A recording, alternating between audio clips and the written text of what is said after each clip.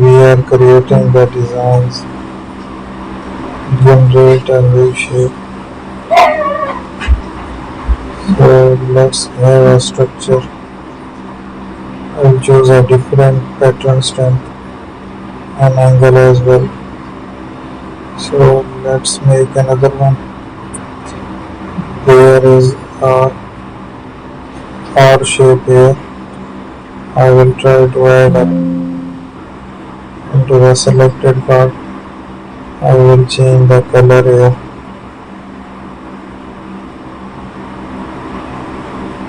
So use the shape here.